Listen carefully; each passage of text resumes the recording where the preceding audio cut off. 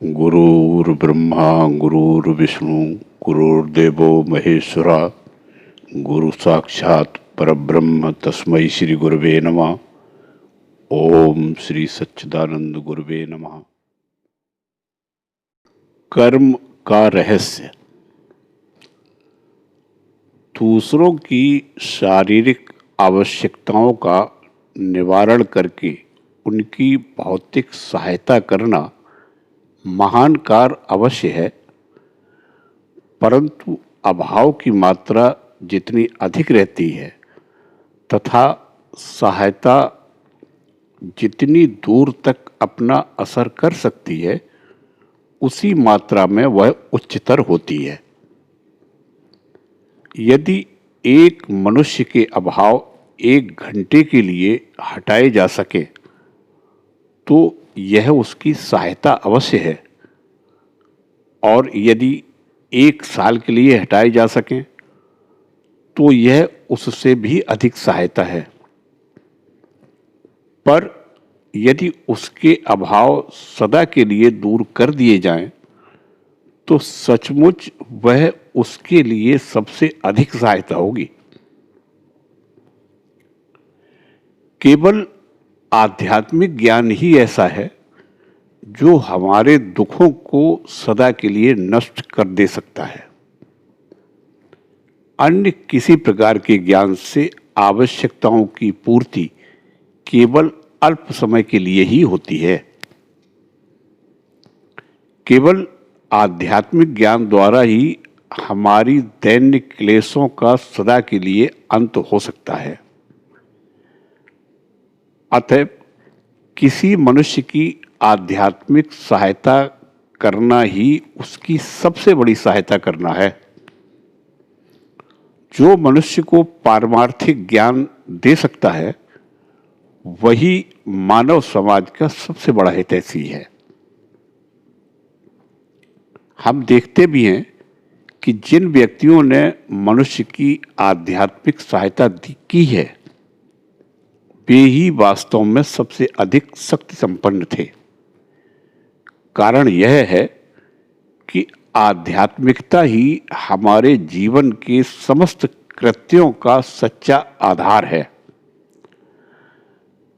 आध्यात्मिक शक्ति संपन्न पुरुष यदि चाहे तो हर विषय में सक्षम हो सकता है, और जब तक मनुष्य में आध्यात्मिक बल नहीं आता तब तक उसकी भौतिक आवश्यकताएं भी भली भांति तृप्त नहीं हो सकती।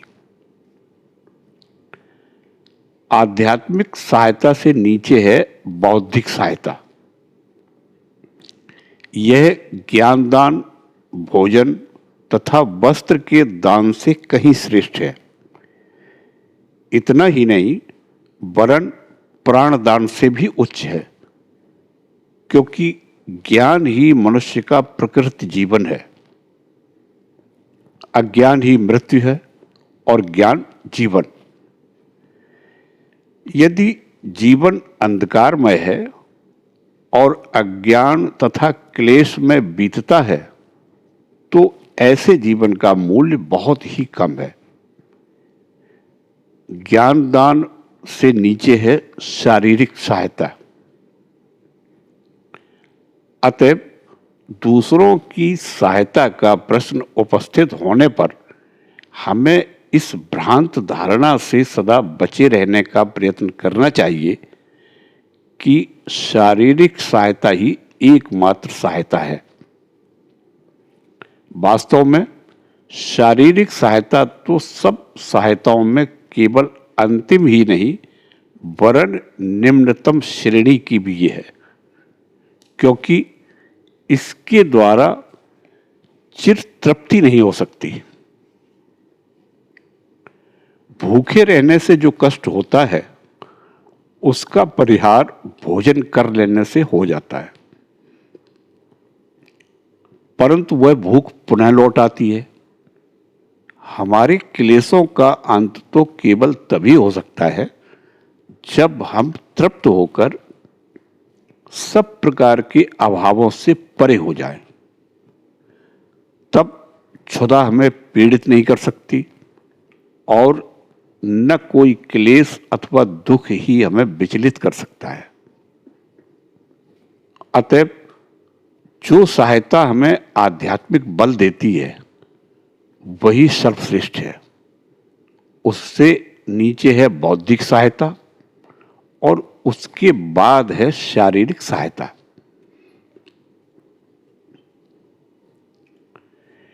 केवल शारीरिक सहायता द्वारा ही संसार के दुखों से छुटकारा नहीं हो सकता। जब तक मनुष्य का स्वभाव ही परिवर्तित नहीं हो जाता तब तक ये आप शारीरिक आवश्यकताएं सदा बनी ही रहेंगी और फलस्वरूप क्लेशों का अनुभव भी सदैव होता रहेगा।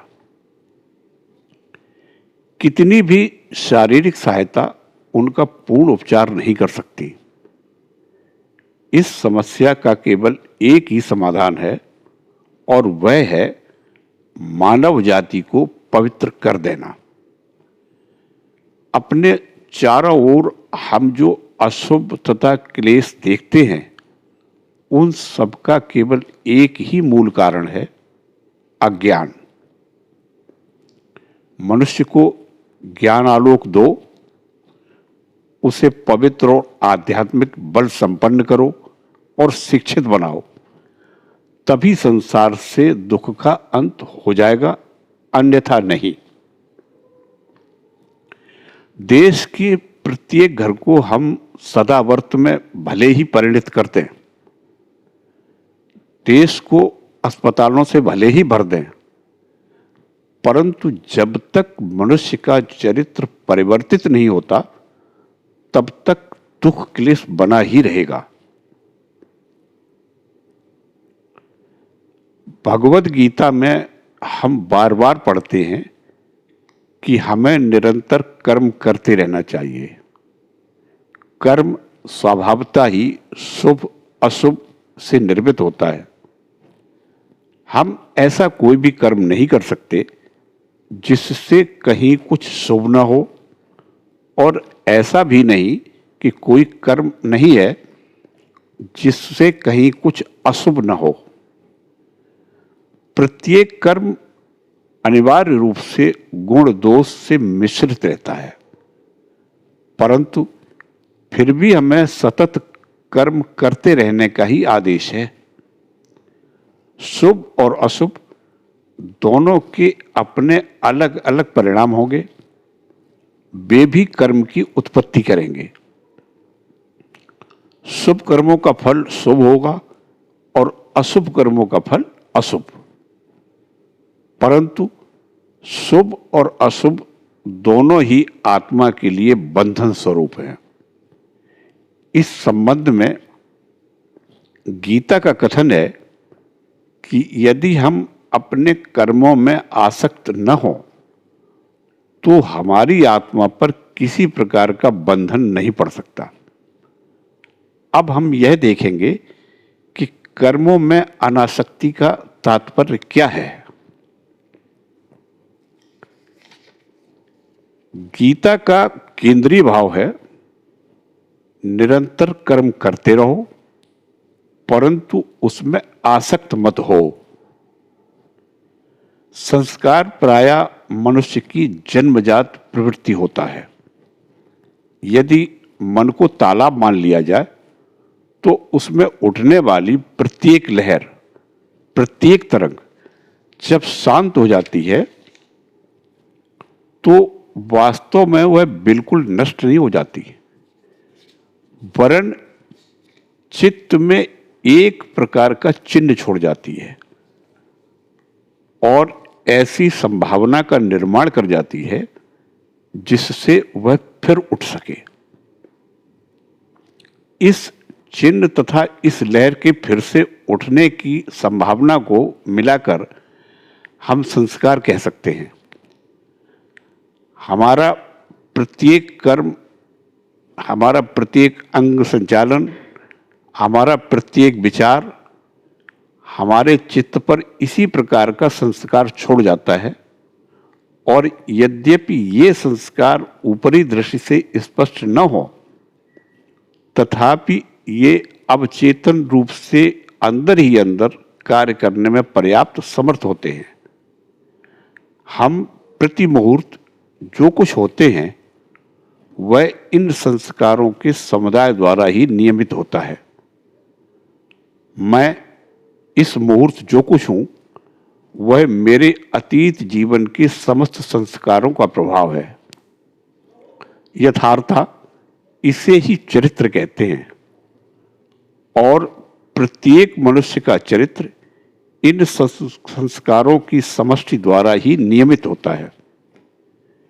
यदि तुम शुभ संस्कारों का प्राबल्य रहे तो मनुष्य का चरित्र अच्छा होता है, और यदि अशुभ संस्कारों का तो बुरा। यदि एक मनुष्य निरंतर बुरे शब्द सुनता रहे, बुरे विचार सोचता रहे, बुरे कर्म करता रहे, तो उसका मन भी बुरे संस्कारों से पूर्ण हो जाएगा और बिना उसके जाने वे संस्कार उसके समस्त विचारों तथा कार्यों पर अपना प्रभाव डालते रहेंगे। वास्तव में ये बुरे संस्कार निरंतर अपना कार्य करते रहते हैं। अतएव बुरे संस्कार संपन्न होने के कारण उस व्यक्ति के कार्य भी बुरे होंगे। यह एक बुरा आदमी बन जाएगा, इससे बच नहीं सकता। इन संस्कारों की समष्टि उसमें दुष्कर्म करने की प्रबल प्रवृत्ति उत्पन्न कर देगी।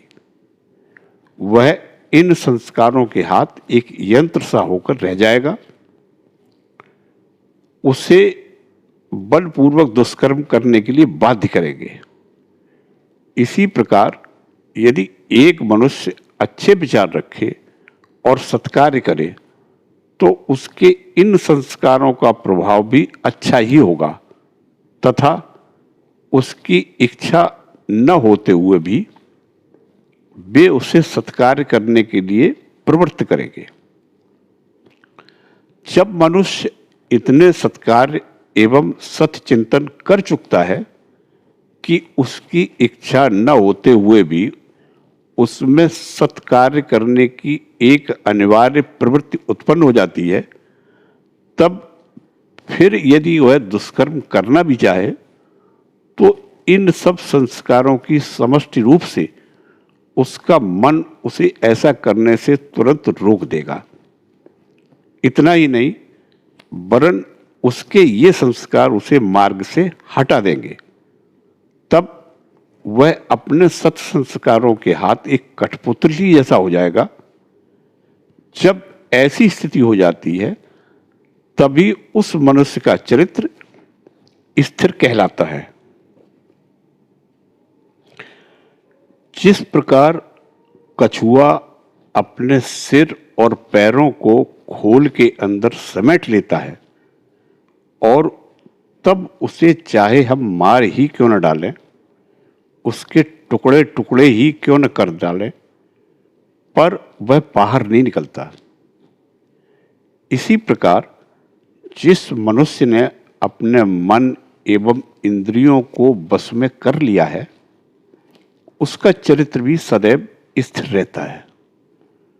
वह अपनी आंतरिक शक्तियों को बस में रखता है और उसकी इच्छा के विरुद्ध संसार की कोई भी वस्तु उसे बहिर्मुख होने के लिए विवश नहीं कर सकती। मन के ऊपर इस प्रकार सद्विचारों एवं सुसंस्कारों का निरंतर प्रभाव पड़ते रहने से सत्कार्य करने की प्रवृत्ति प्रबल हो जाती है और उसके फलस्वरूप हम इंद्रियों को वशीभूत करने में समर्थ होते हैं। तभी हमारा चरित्र स्थिर होता है, तभी हम सत्य लाभ के अधिकारी होते हैं। ऐसा ही मनुष्य सदैव निरापद रहता है, उससे किसी भी प्रकार की बुराई नहीं हो सकती। उसको तुम कैसे भी लोगों के साथ रख दो, उसके द्वारा कोई खतरा नहीं रह सकता। इन शुभ संस्कारों से संपन्न होने की अपेक्षा एक और भी अधिक उच्चतर अवस्था है, और वह है मुक्ति लाभ की इच्छा। तुम्हें यह स्मरण रखना चाहिए कि सभी योगों का ध्येय आत्मा की मुक्ति है, और प्रत्येक योग समान रूप से उसी ध्येय की ओर ले जाता है। बुद्ध ने ध्यान से तथा ईसा ने प्रार्थना द्वारा जिस अवस्था की प्राप्ति की थी, मनुष्य केवल कर्म द्वारा भी उस अवस्था को प्राप्त कर सकता है। बुद्ध ज्ञानी थे और ईसा भक्त, पर वे दोनों एक ही लक्ष्य पर पहुंचे थे। यहां कठिनाई यह है, मुक्ति का अर्थ है संपूर्ण स्वाधीनता। शुभ और अशुभ दोनों प्रकार के बंधनों से छुटकारा पा जाना, इसे समझना जरा कठिन है। लोहे की जंजीर भी एक जंजीर है और सोने की जंजीर भी एक जंजीर ही है। यदि हमारी उंगली में एक कांटा चुभ जाए तो उसे निकालने के लिए हम एक दूसरा कांटा काम में लाते हैं, परंतु जब वह निकल जाता है तो हम दोनों को ही फेंक देते हैं। फिर हमें दूसरे कांटे को रखने की कोई आवश्यकता नहीं रह जाती, क्योंकि दोनों आखिर कांटे ही तो हैं। इसी प्रकार कुसंस्कारों का नाश शुभ संस्कारों द्वारा करना चाहिए और मन के अशुभ विचारों को शुभ विचारों द्वारा दूर करते रहना चाहिए। जब तक कि समस्त अशुभ विचार लगभग नष्ट न हो जाएं अथवा पराजित न हो जाएं या वशीभूत होकर मन में कहीं एक कोने में न पड़े रह जाएं, परंतु उसके उपरांत शुभ संस्कारों पर भी विजय प्राप्त करना आवश्यक है। तभी जो आसक्त था वो अनासक्त हो जाता है। कर्म करो, अवश्य करो, पर उस कर्म के द्वारा विचार को अपने मन के ऊपर कोई गहरा प्रभाव न डालने दो। लहरें आए और जाएं, मांसपेशियों और मस्तिष्क से बड़े बड़े कार्य होते रहें, पर वे आत्मा पर किसी प्रकार का गहरा प्रभाव न डालने पाए। अब प्रश्न यह है कि यह कैसे हो सकता है। हम देखते हैं कि हम जिस किसी कर्म में लिप्त हो जाते हैं उसका संस्कार हमारे मन में रह जाता है। दिन भर में मैं सैकड़ों आदमियों से मिला और उन्हीं में एक ऐसे व्यक्ति से भी मिला जिससे मुझे प्रेम है। अब यदि रात को सोते समय मैं उन सब लोगों को स्मरण करने का प्रयत्न करूं तो देखूंगा कि मेरे सम्मुख केवल उसी व्यक्ति का चेहरा आता है जिसे मैं प्रेम करता हूं, भले ही उसे मैंने केवल एक ही मिनट के लिए देखा हो। उसके अतिरिक्त अन्य सब व्यक्ति अंतर्हित हो जाएंगे। ऐसा क्यों? इसलिए कि इस व्यक्ति के प्रति मेरी विशेष आसक्ति ने मेरे मन पर अन्य सब की अपेक्षा एक अधिक गहरा प्रभाव डाल दिया था। शरीर विज्ञान की दृष्टि से तो सभी व्यक्तियों का प्रभाव एक जैसा ही हुआ था। प्रत्येक व्यक्ति का चेहरा नेत्र पट पर उतर आया था और मस्तिष्क में उसके चित्र भी बन गए थे, परंतु फिर भी मन पर उन सब का प्रभाव एक समान नहीं पड़ा। संभवतः अधिकांश व्यक्तियों के चेहरे एकदम नए थे, जिनके बारे में मैंने पहले कभी विचार नहीं किया होगा, परंतु वह एक चेहरा था जिसकी मुझे केवल एक झलक ही मिली, जो भीतर तक समा गया। शायद इस चेहरे का चित्र मेरे मन में वर्षों से रहा हो, और मैं उसके बारे में सैकड़ों बातें जानता हूं, अतः उसकी इस एक झलक ने ही मेरे मन में उन सैकड़ों सोती हुई स्मृतियों को जगा दिया और इसीलिए शेष सब अन्य चेहरों को देखने के संवेद फलस्वरूप मन में जितना संस्कार पड़ा उसकी अपेक्षा सैकड़ों गुना अधिक इस संस्कार की आवृत्ति होते रहने के कारण मन पर उसका इतना प्रभाव पड़ा। अतएव अनासक्त हो, कार्य होते रहने दो, मस्तिष्क के केंद्र अपना अपना कार्य करते रहें, निरंतर कार्य करते रहो, परंतु एक लहर को भी अपने मन पर प्रभाव मत डालने दो। संसार में इस प्रकार कर्म करो मानो तुम एक विदेशी पथिक हो, पर्यटक हो। कर्म तो निरंतर करते रहो, परंतु अपने को बंधन में मत डालो। बंधन भीषण है।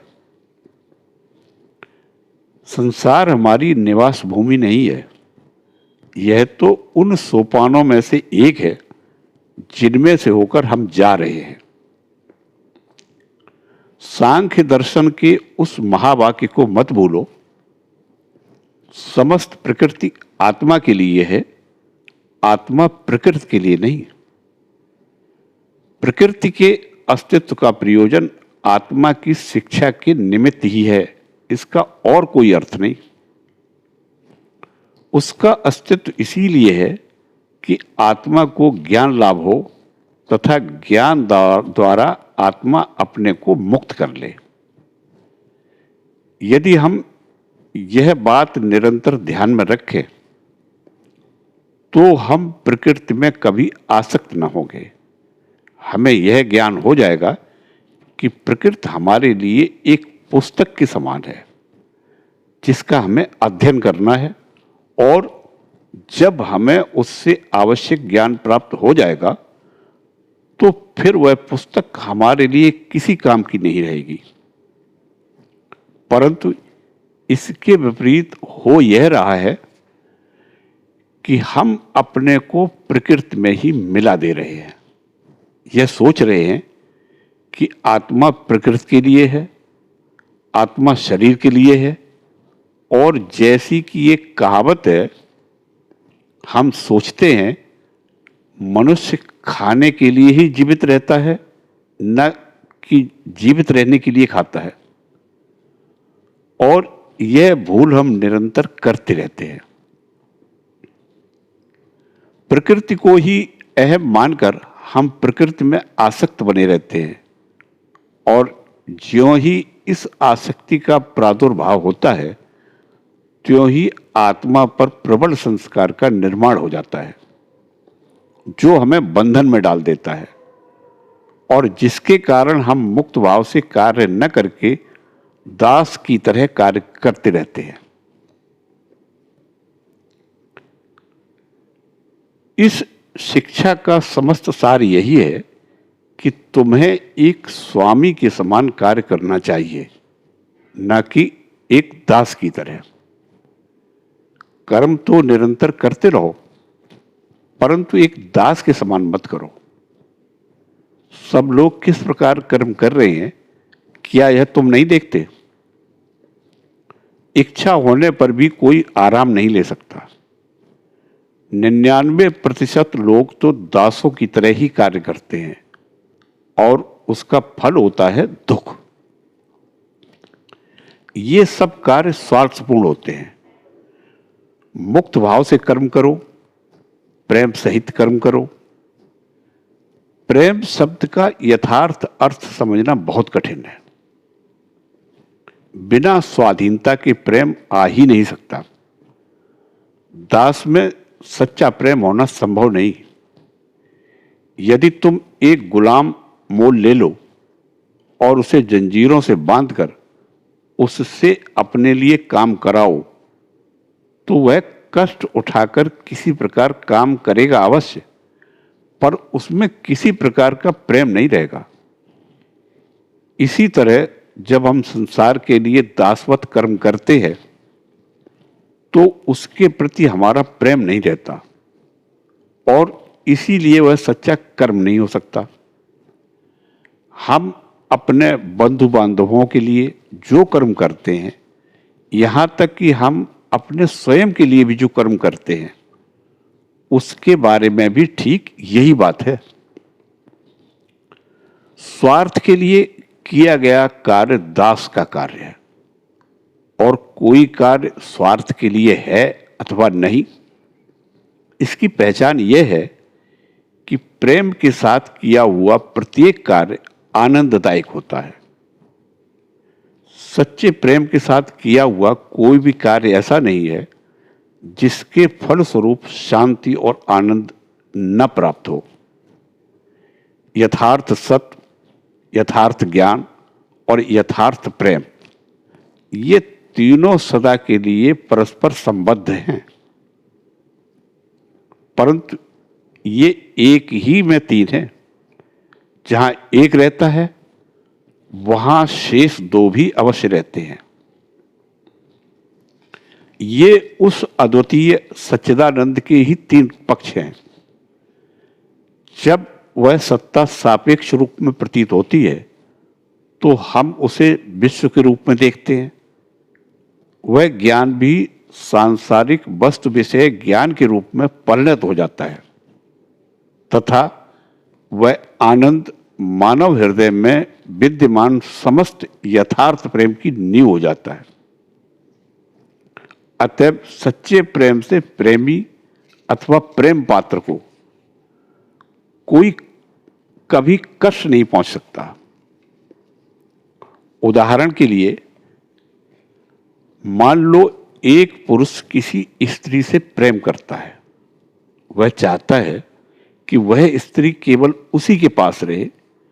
अन्य पुरुषों के प्रति उस स्त्री के प्रत्येक व्यवहार से उसमें ईर्ष्या का उद्रेक होता है। वह चाहता है कि वह स्त्री उसी के पास बैठे, उसी के पास खड़ी रहे तथा उसी की इच्छा अनुसार खाए पिए और चले फिरे। वह स्वयं उस स्त्री का गुलाम हो गया है और चाहता है कि वह स्त्री भी उसकी गुलाम होकर रहे। यह तो प्रेम नहीं है, यह तो गुलामी का एक प्रकार का विकृत भाव है जो ऊपर से प्रेम जैसा दिखाई देता है। यह प्रेम नहीं हो सकता क्योंकि यह क्लेशदायक है।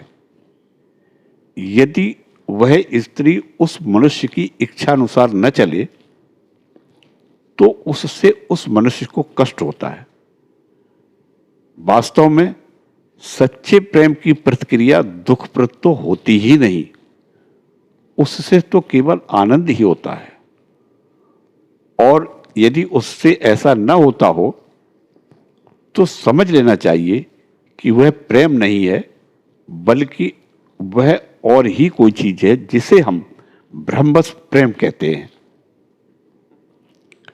जब तुम अपने पति, अपनी पत्नी, अपने बच्चों, यहां तक कि समस्त विश्व को इस प्रकार प्रेम करने में सफल हो सको कि उससे किसी भी प्रकार दुख, ईर्ष्या अथवा स्वार्थपरतापूर्ण कोई प्रतिक्रिया न हो, केवल तभी तुम सम्यक रूप से अनासक्त होने की अवस्था में पहुंच सकोगे।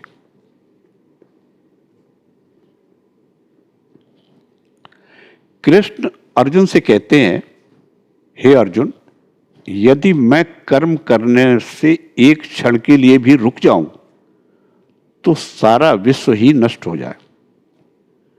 मुझे कर्म से किसी भी प्रकार का लाभ नहीं। मैं साक्षात एकमात्र प्रभु हूं। फिर भी मैं कर्म क्यों करता हूं? इसलिए कि मुझे संसार से प्रेम है। ईश्वर अनासक्त हैं। क्यों? इसलिए कि वह सच्चे प्रेमी हैं। उस सच्चे प्रेम से ही हम अनासक्त हो सकते हैं। जहां कहीं सांसारिक वस्तुओं के प्रति आसक्ति है वहां जान लेना चाहिए कि वह केवल भौतिक आकर्षण है, केवल कुछ जड़ कणों द्वारा दूसरे कुछ जड़ कणों के प्रति आकर्षण हो रहा है। मानो कोई एक चीज दो वस्तुओं को लगातार निरंतर खींचे ला रही है, और यदि वे दोनों वस्तुएं काफी निकट नहीं आ सकती तो फिर कष्ट उत्पन्न होता है। परंतु सच्चा प्रेम है, वहां भौतिक आकर्षण बिल्कुल नहीं रहता।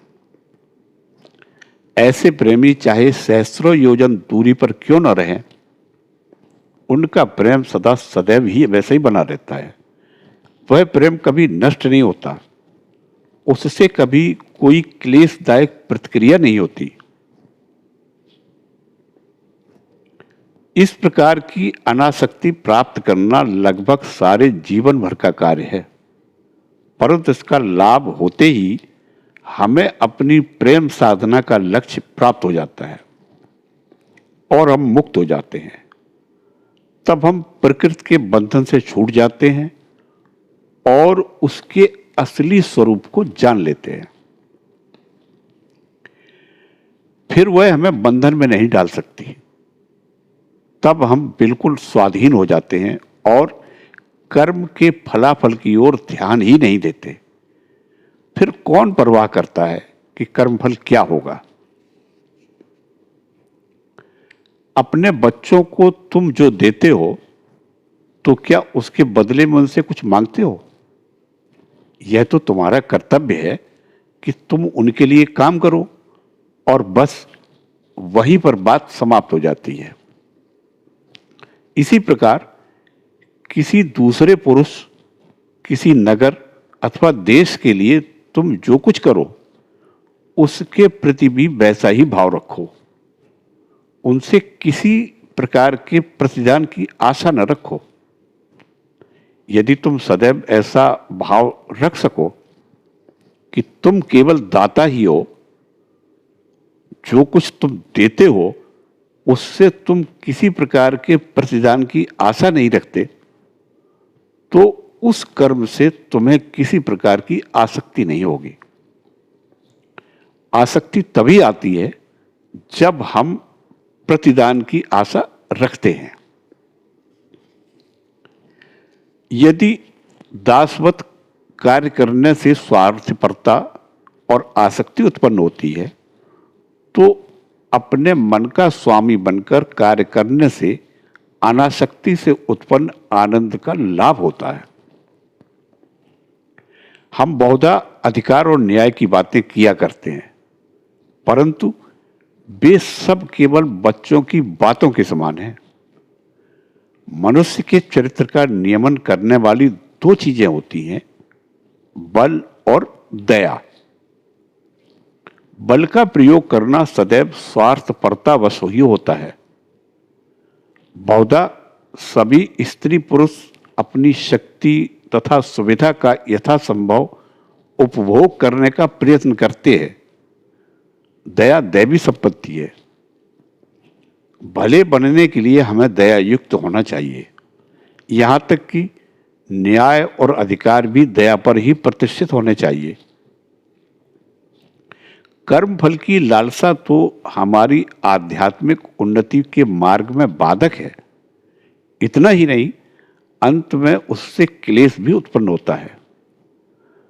दया और निस्वार्थपरता को कार्य रूप में परिणत करने का एक और उपाय है, और वह है कर्मों को उपासना रूप मानना। यदि हम सगुण ईश्वर में विश्वास रखते हों, या हम अपने समस्त कर्मों के फल ईश्वर को ही समर्पित कर देते हैं, और इस प्रकार उनकी उपासना करते हुए हमें इस बात का कोई अधिकार नहीं रह जाता कि हम अपने किए हुए कर्मों के प्रतिदान में मानव जात से कुछ अपेक्षा करें। प्रभु स्वयं निरंतर कार्य करते रहते हैं और वे सारी आसक्ति से परे हैं। जिस प्रकार जल कमल के पत्ते को नहीं भिगो सकता, उसी प्रकार कोई भी कर्म फलाशक्ति उत्पन्न करके निस्वार्थी पुरुष को बंधन में नहीं डाल सकता। अहम शून्य और अनासक्त पुरुष किसी जनपूर्ण और पापपूर्ण नगर के बीच में ही क्यों न रहे, पर पाप उसे स्पर्श तक न कर सकेगा। निम्नलिखित कहानी संपूर्ण स्वार्थ त्याग का एक दृष्टांत है। कुरुक्षेत्र के युद्ध के बाद पांचों पांडवों ने एक बड़ा भारी यज्ञ किया। उसमें निर्धनों को बहुत सा दान दिया गया।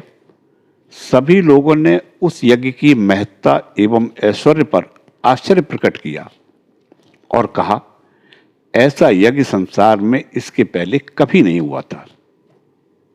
यज्ञ के बाद उस स्थान पर एक छोटा सा नेवला आया। नेवले का आधा शरीर सुनहरा था और शेष भाग भूरा। वह नेवला उस यज्ञ भूमि की मिट्टी पर लौटने लगा। थोड़ी देर बाद उसने दर्शकों से कहा, तुम सब झूठे हो, यह कोई यज्ञ नहीं है। लोगों ने कहा, क्या तुम क्या कहते हो? यह कोई यज्ञ नहीं है। तुम जानते हो इस यज्ञ में कितना धन खर्च हुआ है, गरीबों के कितने हीरे जवाहरात आदि बांटे गए हैं, जिससे वे सब के सब धनी और खुशहाल हो गए। यह तो इतना बड़ा यज्ञ था कि ऐसा शायद ही किसी मनुष्य ने किया हो।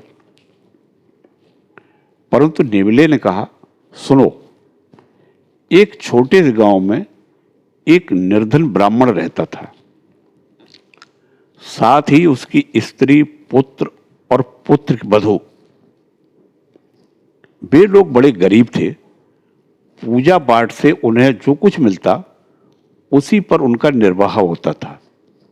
एक बार उस गांव में 3 साल तक अकाल पड़ा, जिससे उस बेचारे ब्राह्मण के दुख कष्ट की पराकाष्ठा हो गई। एक बार तो सारे कुटुंब को 5 दिन तक उपवास करना पड़ा। छठे दिन वह ब्राह्मण भाग्यवश कहीं से थोड़ा सा जौ का आटा ले आया। उस आटे के 4 भाग परिवार के चारों सदस्यों के लिए किए गए। उन्होंने उसकी रोटी बनाई और ज्यों ही वे खाने बैठे कि किसी ने दरवाजा खटखटाया। पिता ने उठकर दरवाजा खोला तो देखते हैं कि बाहर एक अतिथि खड़ा है। भारत में अतिथि बड़ा पवित्र माना जाता है। वह तो उस समय के लिए नारायण ही समझा जाता है और उसके साथ तदरूप व्यवहार भी किया जाता है। अतएव उस गरीब ब्राह्मण ने कहा, महाराज पधारिए, आपका स्वागत है, और उसने अतिथि के सामने अपना भाग रख दिया। अतिथि उसे जल्दी ही खा गया और बोला, अरे आपने तो मुझे और भी मार डाला। मैं 10 दिन का भूखा हूं और भोजन के इस छोटे टुकड़े ने तो मेरी भूख को और बढ़ा दिया। तब स्त्री ने अपने पति से कहा, आप मेरा भी भाग दे दीजिए। पति ने कहा, नहीं, ऐसा नहीं होगा। परंतु स्त्री अपनी बात पर अड़ी रही और कहा, यह बेचारा गरीब भूखा है, हमारे यहां आया है। गृहस्थ की हैसियत से हमारा यह धर्म है कि हम उसे भोजन कराएं। यह देखकर आप उसे अधिक नहीं दे सकते। पत्नी के नाते मेरा यह कर्तव्य है कि मैं उसे अपना भाग दे दूं। ऐसा कह उसने भी अपना भाग अतिथि को दे दिया। अतिथि ने वह भी खा लिया और कहा कि मैं तो भूख से अभी भी जल रहा हूं। तब लड़के ने कहा, आप मेरा भाग भी ले लीजिए, क्योंकि पुत्र का यह धर्म है कि वह पिता के कर्तव्यों को पूरा करने में उन्हें सहायता दे। अतिथि ने वह भी खा लिया, परंतु फिर भी उसकी तृप्ति नहीं हुई। अतएव बहू ने भी उसे अपना भाग दे दिया। अब वह पर्याप्त हो गया और अतिथि ने उनको आशीर्वाद दे विदा ली। उसी रात वे चारों बेचारे भूख से पीड़ित हो मर गए।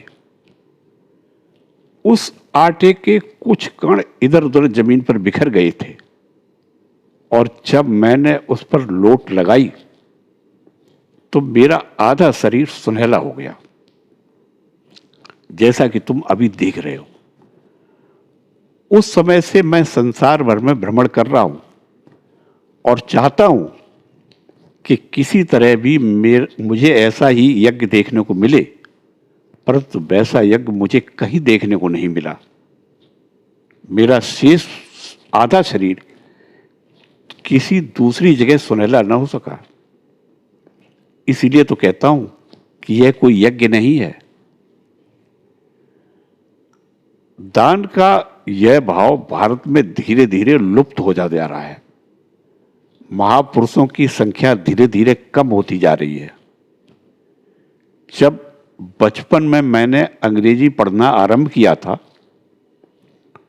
उस समय मैंने एक अंग्रेजी की कहानी की पुस्तक पढ़ी जिसमें एक ऐसे कर्तव्य परायण बालक का वर्णन था जिसने काम करके जो कुछ उपार्जन किया था उसका कुछ भाग अपनी वृद्ध माता को दे दिया था। उस बालक के इस कृत्य की प्रशंसा पुस्तक के 3-4 पृष्ठों में गाई गई थी, परंतु इसमें कौन सा असाधारण तो है। कोई भी हिंदू बालक उस कहानी की नीति शिक्षा को नहीं समझ सकता और मुझे भी उसका महत्व आज ही समझ में आ रहा है जब मैं इस पश्चिमी रिवाज को सुनता और देखता हूं कि यहां प्रत्येक मनुष्य अपने लिए ही है। इस देश में ऐसे भी लोग अनेक हैं जो सब कुछ अपने लिए ही रख लेते हैं। उनके पिता, माता, स्त्री, बच्चों की फिर चाहे जैसी दशा क्यों ना हो, एक गृहस्थ का ऐसा आदर्श तो कदापि और कहीं भी नहीं होना चाहिए। अब तुमने देखा कर्मयोग का अर्थ क्या है। उसका अर्थ है मौत के मुंह में भी जाकर बिना तर्क वितर्क किए सबकी सहायता करना। भले ही तुम लाखों बार ठगे जाओ, पर मुंह से एक बात तक न निकालो और तुम जो कुछ भले काम कर रहे हो उनके संबंध में सोचो तक नहीं।